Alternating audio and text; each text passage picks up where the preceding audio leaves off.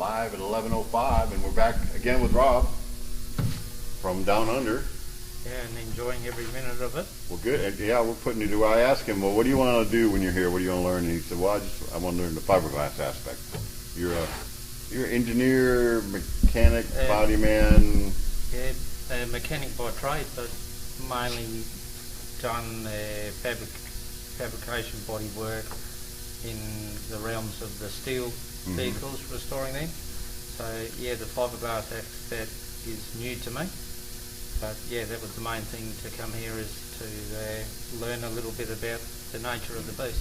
So, and Rob is our new Australian connection. We have a strategic partnership. This is a strategic. We can talk big. We're global. We're worldwide now. So all the way on the other side of the world. So I guess if we make a sale in Poland, we'll see who's closer. You may have to ship to where we will, or I don't know where. Yeah. But we do sell all over, and we're excited to have Spirit Cars down in Australia. So that's spiritcarsaustralia.com. Is that or dot? Yeah, that's correct. It's a .com. spiritcarsaustralia.com. .com, and then there's a Facebook, Spirit Cars Australia. I know if I look up my Spirit Cars Australia is right there. I think you're getting ahead of me even on the listing. So, so you're here for a couple days, and I said, all right, you want to learn kind of how we do our fiberglass on that aspect of it. You have a passion for cars, and you're starting a Spirit Cars Australia. You're more than starting it. You're well on your way to having it going. Yeah. So today we like to make these little tech things informational. No drama. We try not to do too much drama, so let's not get in World War III going on here. But the world's kind of crazy. Last night we had more issues, but we're putting a bed cover on. And I told Rob, you want me to treat you like an apprentice? And that's what we did. Yeah. So my apprentice that works for me, I say do this, and I kind of know where the problem's going to be or the next question is going to be, and I'll show back up about the right timing. So we did that, and you got this. Let's start here real quick, and then we'll talk about how to do this. So we're obviously right-hand drive. Yeah, so that's a good thing. We're all learning together here. So the prospect of me putting in a steering column on the right-hand side is the first time I've done it. A bit of guidance from yourself how to start. And then, yeah, just basically went through the motions, make sure it's right, and yeah, I'm quite happy with the first So what's one. the motions? Some people out here don't know the motions. They'll buy a car from us, and it won't have the steering column installed, although it's an option we do, and we build it off the jig. Okay, the first thing we did is we've got a rough location on the dash where we want the column to come out, so you can actually be seated in the car. You'd like this central, you'd like it at the right height. So that happens to be just here. Oh, and you made a pattern. Yeah, made a pattern. So we had patterns for our left-hand drive, and a good start, we miniaturized our column to about 1/4 inch, 1/8 inch actually, and two people, you were on one side and another person on the other side, kind of eyeballing, you've got your steering box here, we were coming up, so you were holding it to the floor in here. Yep, that's correct. Like so, and somebody on the side looking at the angle, so it all comes around. So you basically got it fitting. You could make whatever you made, a 1/2 inch hole. That gave you a little bit of room to move it around.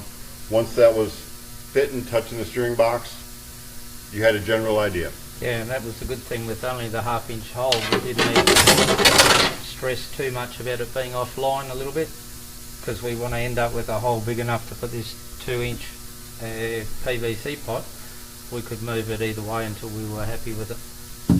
So what we do on the 2-inch ID PVC pipe, and then the column is a 2-inch OD, that PVC pipe slides right into there. And you can see on this side we made it long enough to go past the firewall, and we made it go long enough to go past the floor. And underneath the car, you don't need to see that, but there's a bit of a V in there, so that pipe is going to come through the V. And since it's coming in at an angle, that pipe came through at an angle, so we had to make this oval. So what you've done, now you have a pattern, it sits right there, and you'll know where it cuts every time, and we'll keep that. And for Spirit, we would have had ours on this side, but you can kind of see how this pattern fits here, but it's a little off. His was a little different, so anyway, there's a pattern. And on the back, also you can see it's not into the dash just a bit. On the Spirit car, we've got a pattern We already know where that is. We set our pattern on there, notch it and cut it, but Rob fitted this all up nicely. I mean, there it is.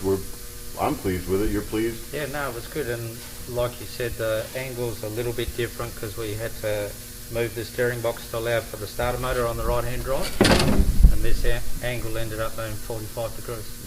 But it worked out very similar. You can catch this from this angle. You can see it from the side even. It looks pretty good. We've got a box. I'm very pleased with that bracket. It's a simple bracket. The box bolts on nicely. We got room for the starter. Rob went and got a little. You're gonna have to use a mini torque starter, but that'll fit up in there. So we didn't have too much in clearance issues, and we're looking pretty good. That's a small block Chevy.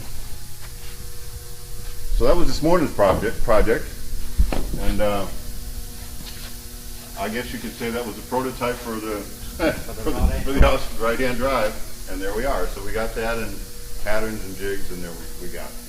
So what we're doing now is there's multiple ways. This is the bed. This is the 20-inch bed. We've got a, what is the other one? 36, and we've got multiples in between. Because of the way this is, we can cut it and move it in and out. There's just if we're not building it out of the mold, though, obviously it's a little more charge. So then we've got a bed cover, and first thing Rob did, he took, this is a little bit longer, so took and marked it with a piece of tape. Works good. Yeah, it worked excellent. Clean, cut it with the saw, and the purpose of cutting that down and getting it rounded and on the edges, making it clean, is to put our fiberglass bed cover on. Not necessarily to use that, but it works out nice. And I see you probably used the technique. I wasn't here when you did it, but did you use the use your finger, just hold the same distance kind of thing?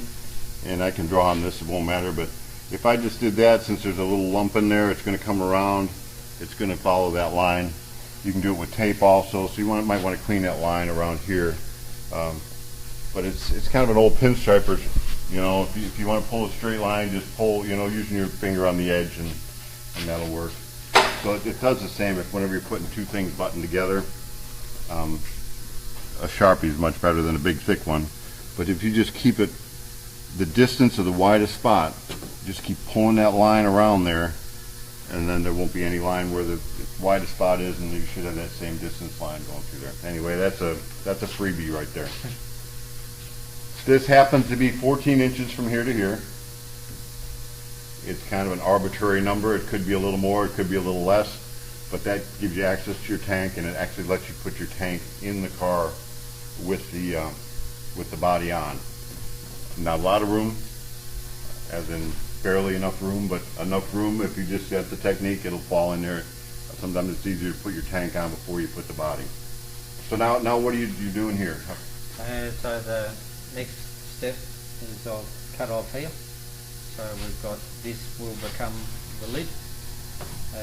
We'll mould and attach this to the body so that's fixed, and then we'll hinge it, and then, like you said, hey presto, it's a lid.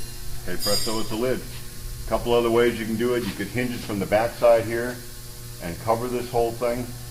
I probably wouldn't recommend, if you were going to paint it, hinging from the back and leaving it together. The reason being, you're going to have a fairly big gap here, because when it comes up, it's going to touch a little bit.